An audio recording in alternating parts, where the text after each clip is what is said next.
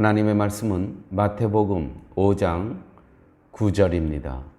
화평하게 하는 자는 복이 있나니 그들이 하나님의 아들이라 일컬음을 받을 것이며. 아멘. 화평의 전제는 내가 공동체 안에 있음을 뜻합니다. 어떤 무인도 섬에 홀로 살아가는 사람에게는 사실은 화평이 필요가 없습니다. 화평하게 하는 자는 복이 있나니. 도시라는 문명의 공동체는 혼자 사는 사회가 아니라는 것, 그걸 전제로 하고 오늘 말씀을 우리는 다시 한번 생각을 해야 됩니다.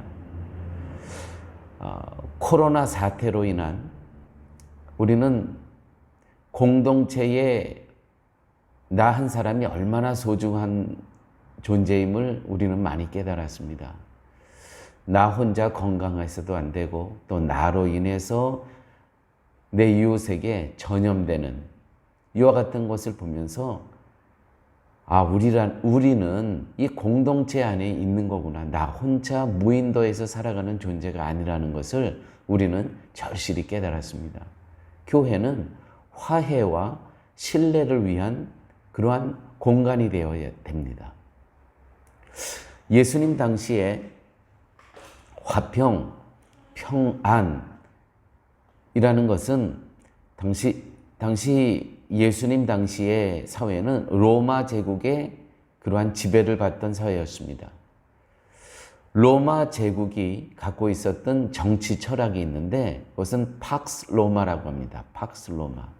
평화로운 로마라는 뜻이죠. 이것이 국가 통치 개념이었습니다. 억압과 물리력으로 제압하는 평화. 이것이 예수님의 평화와 다른 것이었습니다. 그들은 그 평안을 유지하기 위해서 억압과 물리력을 사용했다는 것이죠.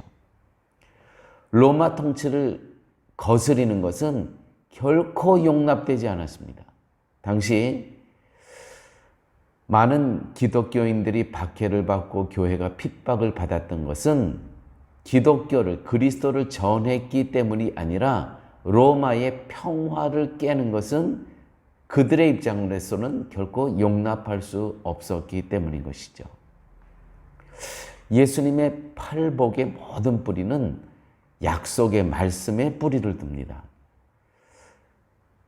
특별히 오늘 말씀은 이제 구약 성경에 뿌리를 두는데 레위기 22장 29절 30절에 있는 말씀입니다. 너희가 여호와께 감사 제물을 드리려거든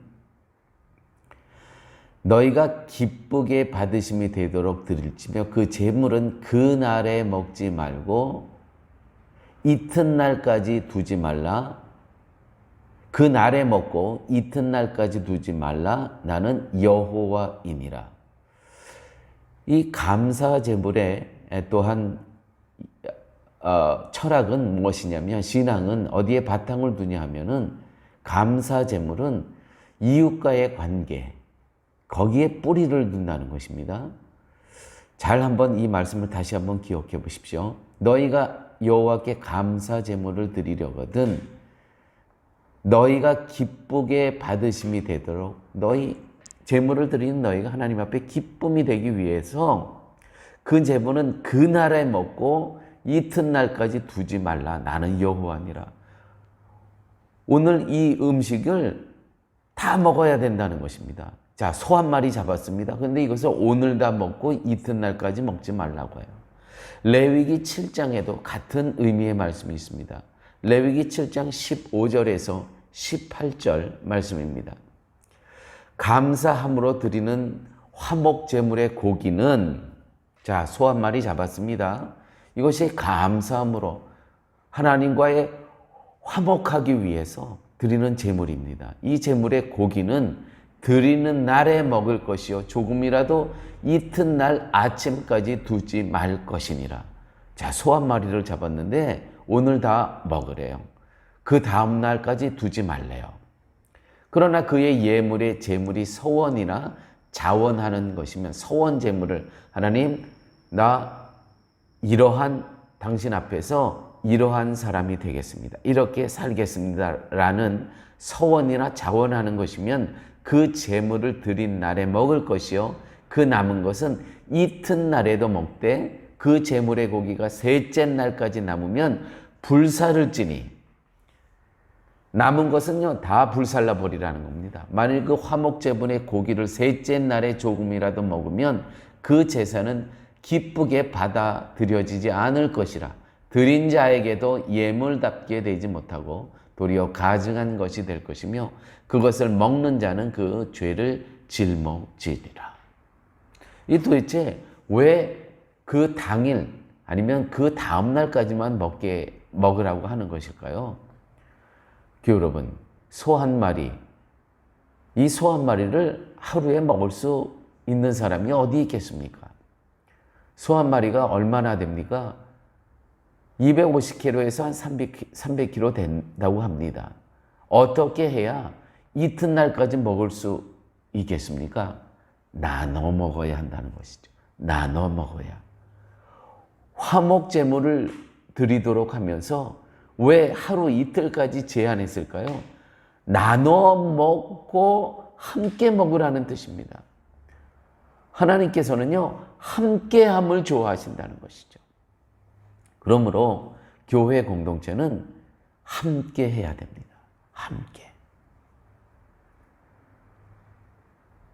우리 교회가 잃지 말아야 할 매우 중요한 가치는 교회라는 것보다 비합리적이고 비효율적인 것은 없습니다. 왜요? 우리는 조금 늦더라도 함께 가야 되고요. 조금 더디더라도 함께 해야 됩니다. 일이 더디고 시간 비용, 재정 비용 이런 것들을 생각하게 되면 정말 교회만큼 비효율적인 것은 없습니다. 그러나 하나님은 함께 같이 하기를 최고로 좋아하십니다. 이것이 교회 공동체입니다. 너나 나라 원칙대로 하면요, 우리는 벌써 다 죽은 이 목숨입니다. 그러나 하나님께서는 함께라는 이 공동체, 이 교회가 소중하기 때문에, 하나님 나라가 소중하기 때문에 당신의 아들을 십자가에 달려 우리를 모든 죄악을 용서하시는 그 대가를 치루심으로 우리가 다 살았지 않습니까? 이 원칙, 하나님의 원칙은요, 십자가의 은혜뿐이 없음을 기억하셔야 됩니다. 하나님의 배려와 은혜, 이 배려와 은혜 때문에, 이 함께함 때문에 오늘 우리가 이 땅에 존재한다는 것이죠. 근데 7장 18절에 보면은요, 하루 이틀 3일째, 하루 이틀을 더 먹고 이틀을 더 먹고 3일째 되는 날은 안 된다는 거예요. 정말 신비로운 내용입니다. 내가 원치 않는 사람까지도 초대해야 된다는 것이죠. 남겨놓고 자기가 먹는 것을 용납하지 않으시겠다는 것입니다. 홀로 가증한 것이라는 것이죠. 제사의 의미가 뒤틀려졌다는 것입니다. 모든 제사의 의미는요, 이웃과의 관계입니다. 이웃과의 관계. 혹 남겨졌을 때는 먹지 말고 불사르라고 합니다. 먹지 말고 불사르라. 이것이 하나님의 뜻입니다. 마태복음 18장 18절 말씀입니다.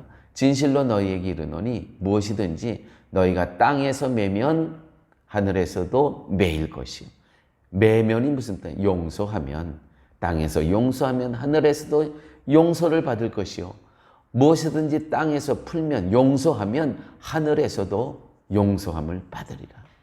용서는요, 타인과의 문제가 아니라 여러분, 내 안의 문제입니다. 내 안에. 환경이 문제가 아니고요. 모든 것은요, 내가 문제입니다.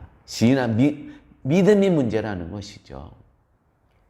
D.L. 무디 선생님이 이와 같은 이야기를 하셨습니다. 예수 믿는 100사람이 있다면 한 사람이 성경을 읽고 예수를 믿는 것이고 99명이 그리스도인을 보고 예수를 믿는 것이다. 여러분, 우리는요, 걸어 다니는 바이블이 돼야 됩니다. 걸어 다니는.